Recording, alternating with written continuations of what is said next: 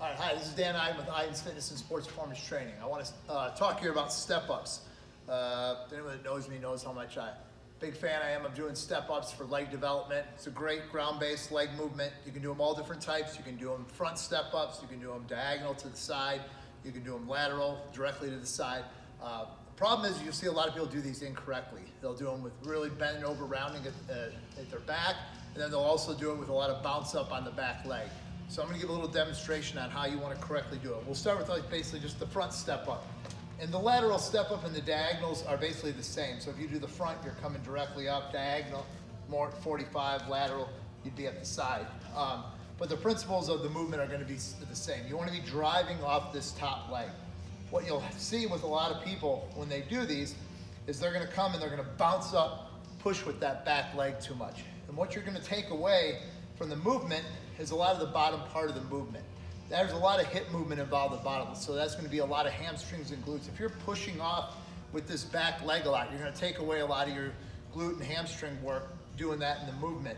Because by the time you push off, really only the end part of the movement is where you're going to get movement, because all that momentum is going to be pushing up.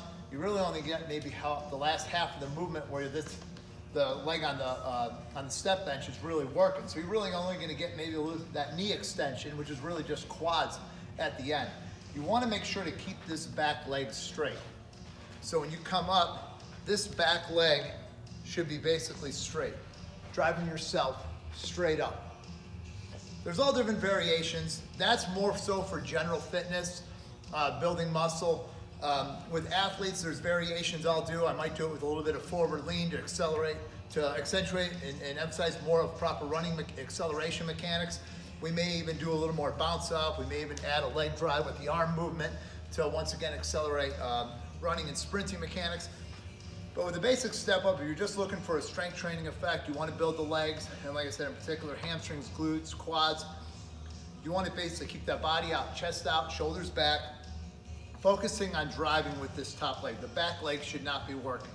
There's probably always going to be at least a little bit of bounce up with the back leg, unless you're, like some type of incredible strength, like a Cirque du Soleil performer or someone like that, where you can control yourself coming down. That's very rare. Most people are gonna have a tiny bit of bounce up, even in the most strict form.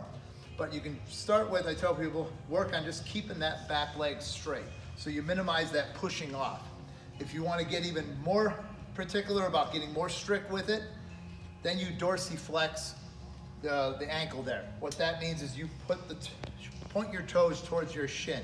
So then you're not getting that push off, what they call plantar flexion, when you're pushing down, using the calves, also assisting it as well too.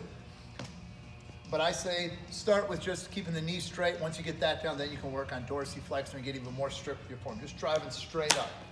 And if you really focus on just that top leg, you're going to get a lot of glute and hamstring recruitment as well as quads, and you really get a lot of work with that top leg.